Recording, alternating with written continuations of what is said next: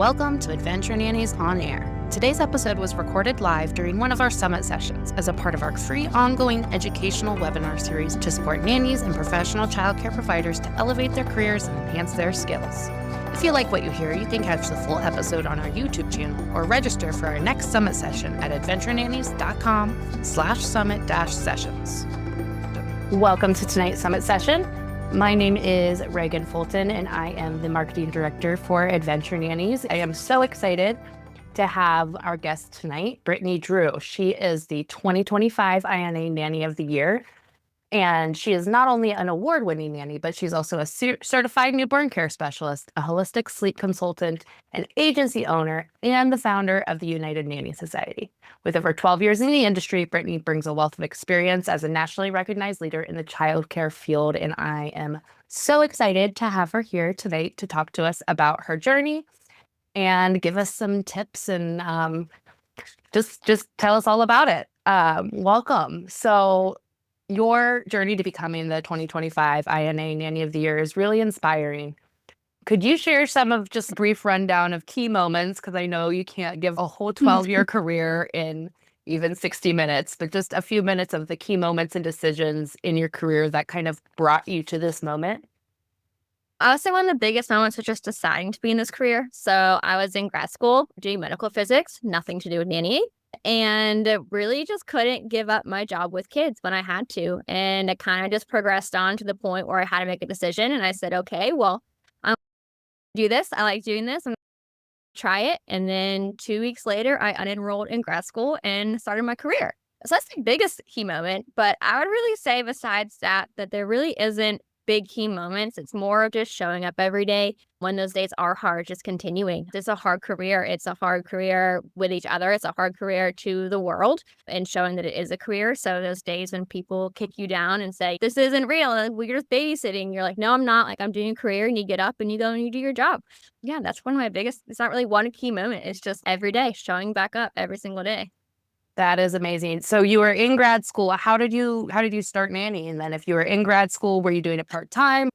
Tell us the story. I was doing a job with kids. I worked at the YMCA in every single department except for aquatics because I cannot lifeguard. But besides that, I worked in every department. I always wanted to do that. And then I always wanted to do engineering and medical stuff to work with kids with cancer and pediatric cancer to do the medical equipment for them and design those. So I got my degree in physics, and then I went to grad school for medical physics because you can do all the radiation stuff, and I wanted to focus on pediatric oncology and stuff like that. But then basically they were like, well, we have to do residencies, and I was like, well, no, I know I'm at Georgia Tech, but I picked the one camp on campus that's recreational, and so we have to do fun things with the kids. And I was directing that. It took me one summer for them to get special permission from the school to let me be an assistant director, which you can't do unless you are out of school. But I got that special permission because of my experience. And basically from there, they're like, well, you either do residencies and do all that things, but we can't guarantee you with pediatrics, or you're done. And I was like, well, then I'm done because I want to guarantee that I'm with pediatrics. I didn't want to ever have a chance of having a career where I'm not interacting with children daily. So I already was part-time nannying and full-time nannying too. And I tried going for teaching, but I was in politics with that. So I really just took one summer and said, if I like this, then I'm going to keep doing this. And that's what I'm going to do. And like I said, 2 weeks into that summer, I was like, this is what I want to do. I've been unenrolled in everything and then haven't looked back since. That's so amazing. You are representing the questions of professionalism. What does representing this professional career mean to you, both personally and professionally? And how do you take that, not just in your career, but your day-to-day life? And what does it mean to you to represent professional nannying as an industry? I think it's a huge honor, first of all. It's crazy. Even though I found out in March and it's now July, I still sometimes I have my awards sitting on my coffee table because I look at it every day. And I'll even walk up like, oh yeah, I have that. It's just crazy. It's so honoring and humbling. And it just feels great to know that people entrusted me enough to represent the industry. I think it's really important. I love that I can do it. And I think that on a professional level, it's just we need people that are going to represent everyone. I want to make sure that I'm representing nannies and families, agencies, associations, everyone fairly. That is amazing. You're such a strong advocate for professionalism in childcare. So what are some of the fundamental aspects of professionalism, like contracts? I know are a big passion of yours. What can you run us through a couple of those fundamental aspects of what really sets a professional nanny apart from someone either who's just dabbling or a babysitter? What does that professionalism really mean to you? The biggest thing is seriousness. You're walking into a home wanting to make a difference. You're not just walking in to get through the day and survive the day. You're walking in to shape a young child's mind. Even if that child is a day old, you're still shaping them into the person they're going to be. And those things that happen that young do affect people into adulthood. You're walking into it wanting to shape people, not just, like I said, survive the day. You're going through and you are acting professionally. You're doing continuing education. You're saying, okay, you're trying to sit up. Let's do some sensory things to get you to sit up. Like, you're doing all these things and inspiring creativity in the children and really trying to shape them into adults versus just being there and getting through. That is such a key because, like you said, not just getting there to get through the day, but truly having that impact every day. There's all these little things that can, but that really is what sets it apart and a great caregiver. So for nannies who are looking to build more long-term successful careers, what advice do you have for them on goal setting and growth within the industry? Two parts of that. One, networking. I mean, you need to know people. You only know as much information as you can know. So the more people that you have in your circle, the more information and knowledge. Everyone can dabble in certain niches. Everyone sees different things on the internet. As we see, everyone's TikTok feed is different based on what they're looking at. It's so important to involve and network people to have all that kind of information at your fingertips, as well as just continued education. You don't know what you don't know. So if let's say you're going through and your nanny child they're not sleeping very well, they're not doing very well, look up some courses for you and your nanny family to take that can help improve that. Even if you can't afford courses or conferences yet, just go and find free trainings. There are so many out there that are free. It's ridiculous. There are so many ones. I can't afford training. And look, here's a big long list of free ones. Pick them. Just go start doing them. So yeah, just continuing education is a huge one of being able to set yourself up for success because you're going to need to know more and more knowledge as kids get older. And as you go from family to family, not every family is the same. So having more knowledge in your back pocket is going to be better to be able to adapt better to not only help your career, but also help the kids. That is such a great tip about every family is different. So what's something you might need to learn for one family, you might never need again, but you also might benefit your career in the long run and be able to say, yeah, I've got experience with that. Yeah, I took that course. Not only does it benefit your current career, but also long term really allows you to grow your experience to help you have more career opportunities in the future. You mentioned a list of freebies. Is that a real list that you have, or is this? I can make a real list. I'm not putting any more work on you. I just didn't know if it was already a real list. I have one for my agency. I require a lot from my nannies. They do have to all take the free water safety training from the Red Cross. They have to take this free safe sleep training from Crib for Kids, I think is what it is. If they work with infants, they take the free mandated reporter training from their state because that's so important. We all hope that none of our nanny families obviously are harming, but you never know teachers or if they go to daycare, you want to know those signs and symptoms. That's a huge one. I always let my nannies take that's free. They take free transportation safety. I know Pro Solutions has the free health and safety orientation. It's 10 hours of stuff. Some states, if you go on Pro Solutions, they have different free ones depending on what state you're in. You always can make different accounts and say you're in different states to get those free ones. Some states are paid, some states are not. So make some burner emails and do that. I've done that just to get the free version of it. I think those are all the major free ones. I know Pro Solutions is big for the free ones. And then stuff like the associations, if you are part of INA or any association, they usually have the webinars. If you're a member, they're free. So joining those are great. Again, you're paying it for your memberships. You might as well do it. I'll say you're in a free webinar right now. That was a great list because that was going to be my follow-up. If it doesn't exist, what are your favorites? And so that was an amazing list. We'll make sure that we grab all of the links to those free things and put them in the show notes so everybody can check them out. Sure. But that's an awesome list. And I didn't realize that mandated reporter training was free in most states. Honestly, it takes a little bit of digging. So like for Georgia, it's right on Pro Solutions. It's free. And then I believe Alabama, Pro Solutions too, it's free. But like Pennsylvania, you actually have to do a little bit of digging because it's actually the University of Pittsburgh that goes through them and it's free.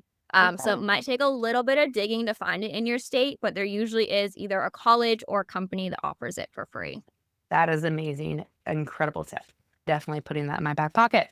So a lot of your work really creates awareness in industry standards and protect all sides of the industry. That's something that I love. And, obviously I've been a nanny not obviously, this, but our audience might not. my background is I was a nanny, I am a mom, and now I work for Adventure Nanny. So I've been in all different roles as well. And so I love so much personally, that you really focus and, the standards and all of the sides and protections for all. But can you elaborate just a little bit on what those standards really entail and why they're so important for both nannies and families when they're going through an employment agreement or when they're having a employment relationship? Yeah. First one is a contract. That should be a standard. Many people don't have them. I have a free one. I know Nanny Council has a free one. There's other free ones online. And then you have the A to Z one that's paid. There's so many resources for it. And I definitely suggest you get them all and pull from them. I always say, and to anyone listening, if there's a section you want, text me or email me. I will make it. I'll have my lawyer look at it and I'll put it in. Always welcome to do that. I've had some nannies do that before. Hey, I want this. I'm like, cool. Okay. Give me like a week to write it up and we'll get it on there. I want to make sure it's something that people have. Having that contract is going to be a huge thing. And in that contract, having industry standard things like your benefits, your vacation, your sick time, your bereavement leave, your parental leave, all those kinds of things. Because while many families, why would I do that? Like, this is a career. You cannot get burnt out. You are with children every day. It's so difficult. And some people don't realize it, how difficult this industry is. Because yes, you're taking care of a child, but you have to love someone else's child. That is so difficult to do because they are not yours. So you're going to get burned out quickly. So having that vacation already negotiated and having that sick time so you can recoup and recover are so important. And other stuff that I think that are super important is, as nannies, we get background checked. So I do background check all the families that come through my agency. Long term, if I've worked with them personally, they're getting background check for the safety of the nannies and the babysitters I send into their home, because you never know what's happened. Just like on the other side, they want to protect their children. So we background check nannies. And I think you just need to be fair. I am working on rolling out references. References are huge and a huge standard. Make sure you have those references. Same with families. If you've had caregivers, have them be a reference. I think a lot of the standards come down to just being fair. And I think a big one too for our standards is, of course, like your CPR. And I would love for all the free trainings that are required to be a standard. They're not, but I think it should be. I think, a daycare worker and a teacher have to take mandated reporting. Why don't nannies? We are literally even more so in a child's life to look for those signs and symptoms. Why is it not a requirement that we're trained in mandated reporting? Hopefully we never have to use it, but you never know. And you'd be surprised a number of caregivers that are like, hey, I see this symptom, what's going on? And then they don't know how to report it. So definitely stuff like that. Reporting, I think, should be a standard, even though it's not. But Absolutely. I was saying I've been through the training, but it was from a completely different job. I was working with disabled adults, and so I had to do it through that. Yeah, that is incredible. And I love that so much. Besides just professionalism and these standards, what are your goals for your platform, both as Nanny of the Year this year, but also moving forward from that, both for the INA as an organization, but also the larger community? What are your goals for this year and for your future in the industry? my biggest thing is advocacy. It truly is. I have such a strong passion for making things fair and making things right for everyone and making sure everyone's happy. I just love advocating, helping people. And especially, I do love my passion for children. And that comes from making sure the caregivers are okay, are having their trainings, are not getting burnt out, their vacation, and having a good working relationship. Kids can only thrive when their caregivers are thriving. So definitely using this platform to educate more people, families and nannies both, because there's a large number of nannies that don't know that they can ask for vacation, that quote unquote deserve that. And I'm like, yeah, you do. Like, this is your job. This is your career. Like, you deserve vacation too. And they're And like, take wow, it. really? And And I'm take like, your yeah, like, vacation. work for those things and advocacy. I would love to do more stuff like these, like the webinars I'm really trying to do every month to bring awareness on different topics. Contracts, like you mentioned, are a big thing for me. I'm all about being legal and having rules and everything discussed ahead of time. It just makes for such an easier employment relationship if you talk about things first. And then you can say, hey, like, we did talk about this, so this is what's going to happen, versus realizing later on that you don't agree on something and they don't want you to do, like, don't want to pay for something or whatever, but you need it. So yeah, a lot of advocacy. Again, I'm not going to answer everything, but it's really what I'm all about. Advocating. I love it. So, jumping back in, from your perspective as an industry leader, what are the most current pressing needs within the childcare industry, and how can we, as nannies, agencies, or families, get involved to help address them?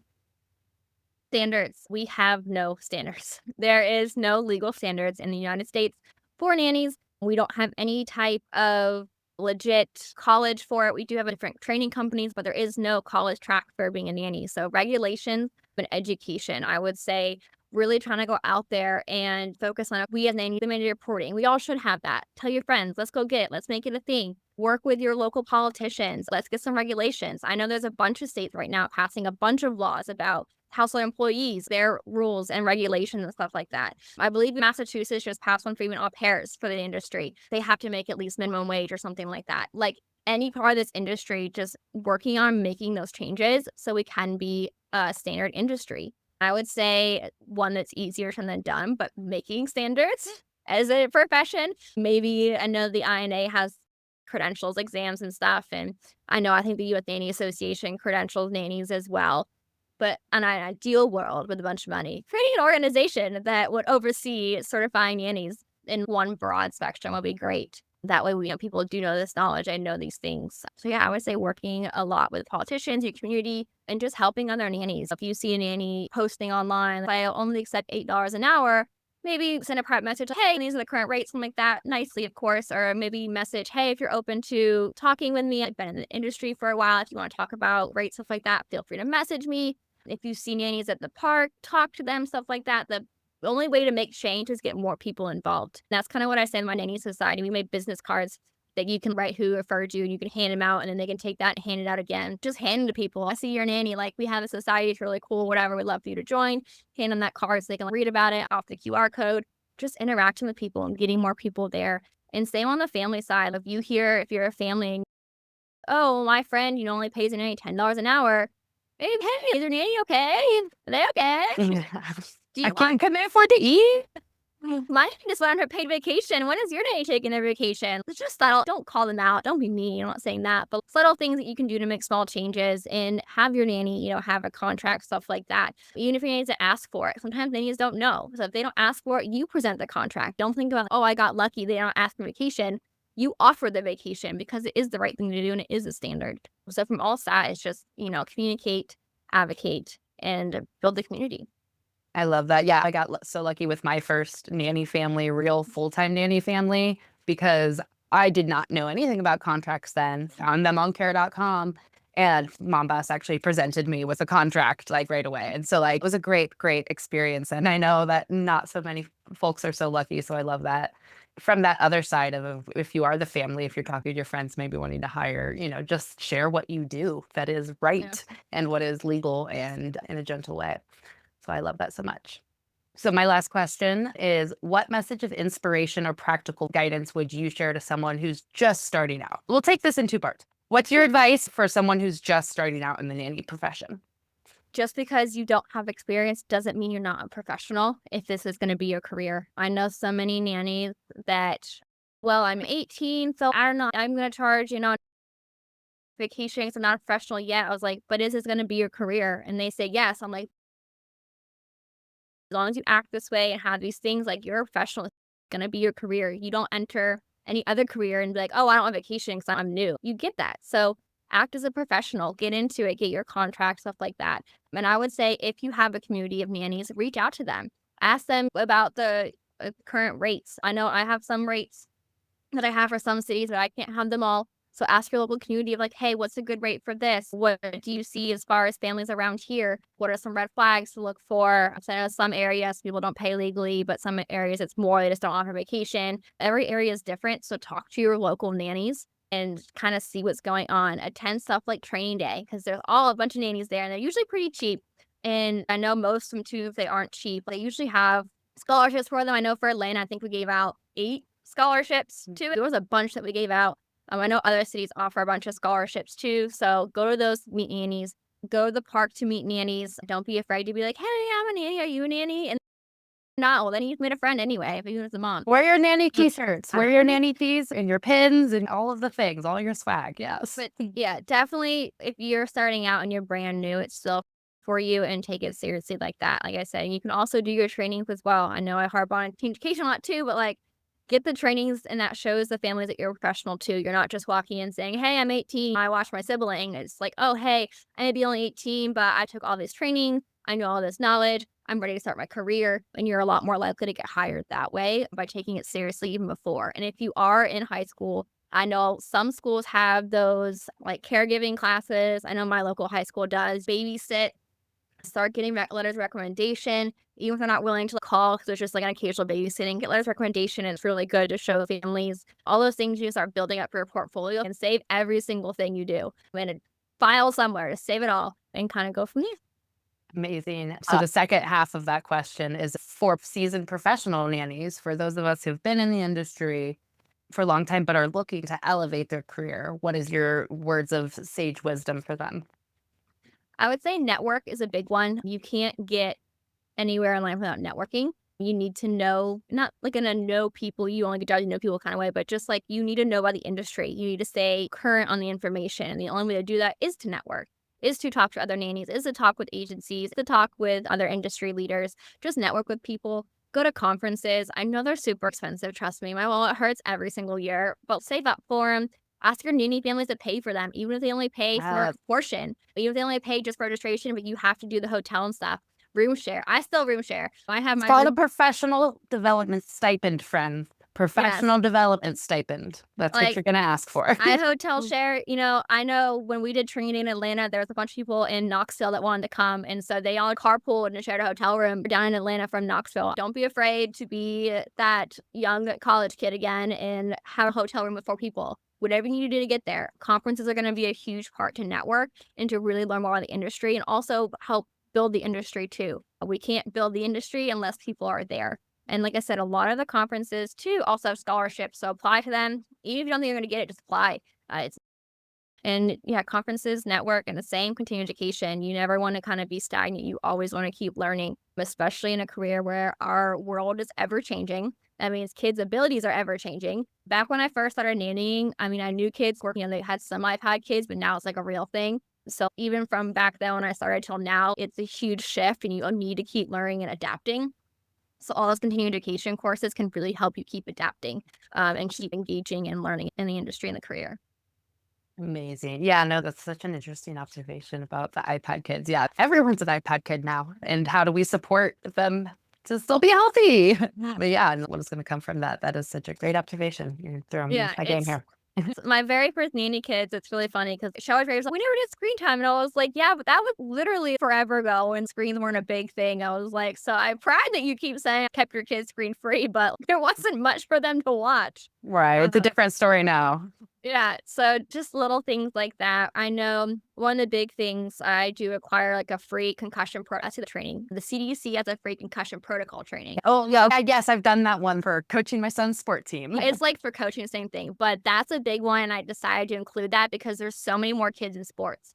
I know kids were in sports before, but there are so many and the high contact in these sports just getting higher and higher. And concussions are like just expedited. So that was a well, and really we big know one. how dangerous they are too. I think Yes. is another big thing is that we now know the impact of traumatic brain injury and how impactful it can be to their development. So that is Yeah. a great one. I love that for nannies. I'm going to start recommending that for nannies too.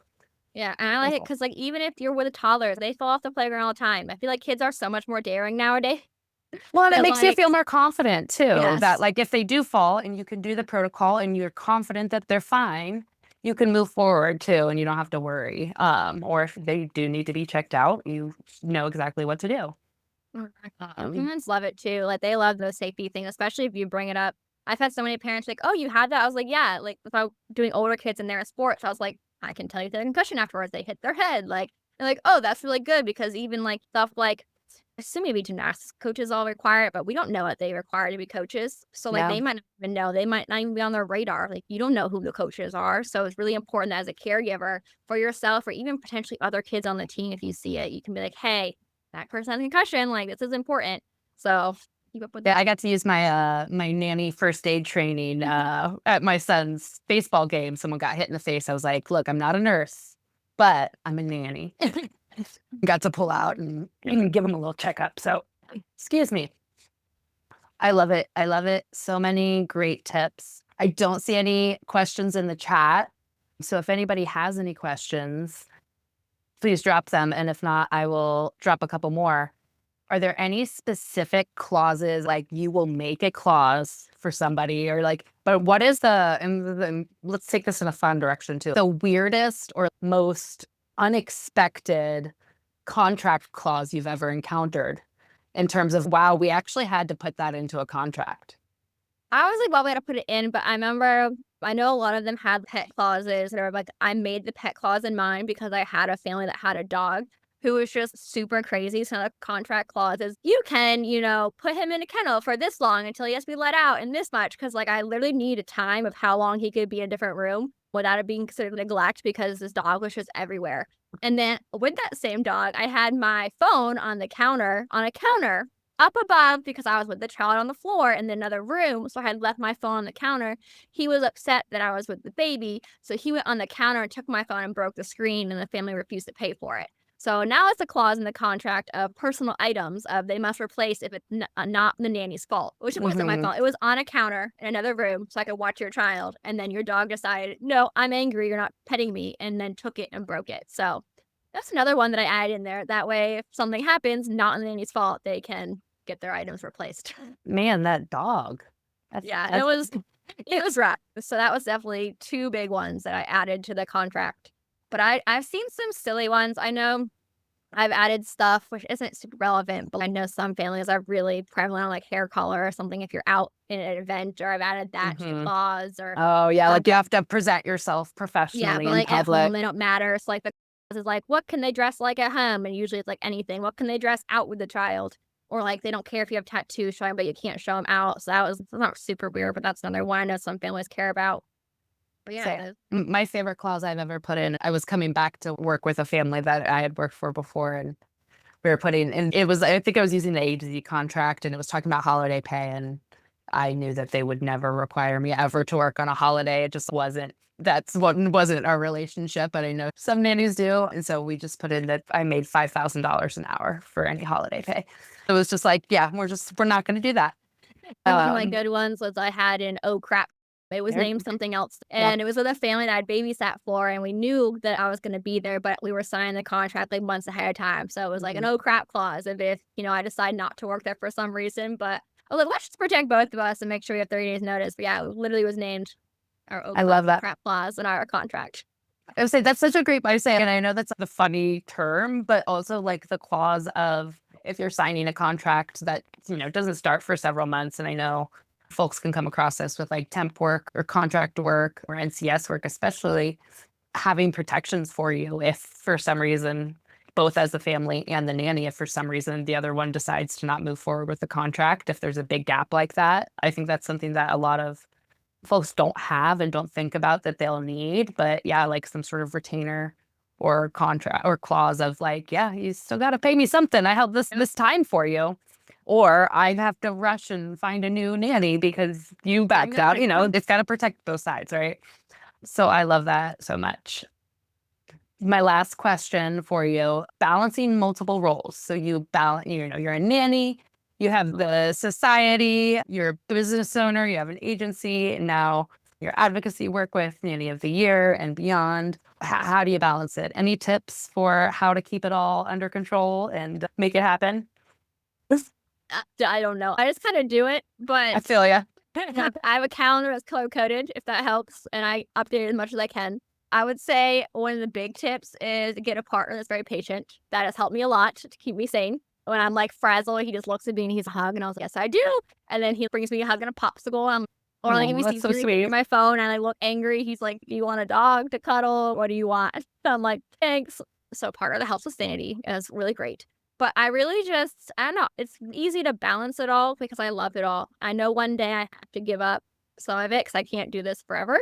And it's really funny because my nanny mom, because I have parental leave by contract, and not that I plan on having a kid right now. But one day she was like, if you had a kid, would you really take 12 weeks off? I was like, yeah, I would. And she looked me dead in the eye. She's like, no, you wouldn't, Brittany. She's like, you'd be banging on my door 2 days in, being like, when can I come back? And I'd be like, yeah, maybe. And she's like, if I told you no, you'd show back up with like probably 5 new businesses. And I was like, yeah, that's also fair.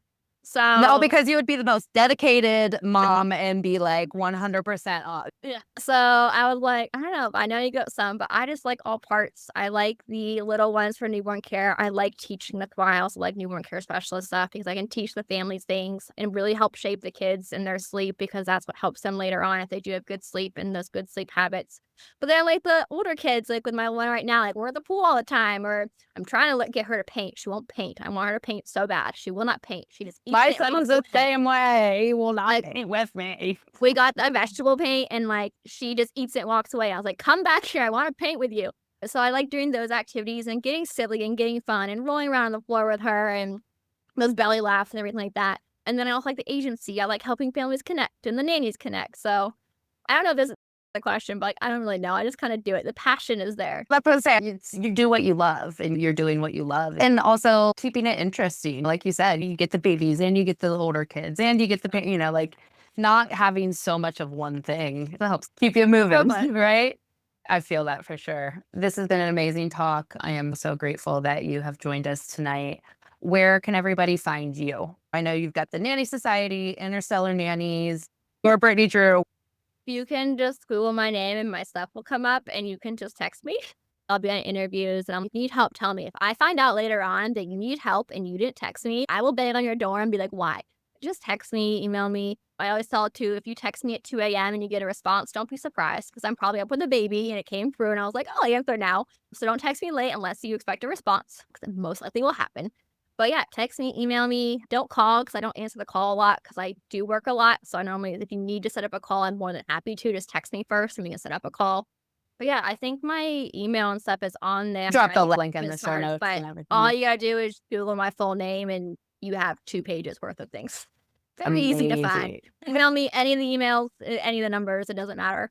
I'll get there somehow. I'm on Facebook. I have my personal page, my business page. Instagram, I have my personal page, agency page, and nanny page. So many outlets. Amazing. We'll make sure we get those all linked. Thank you so much for being here. Thank you for your time, Brittany. Thank you for listening. I appreciate it. Of course. And we will see everybody later. Have a great day.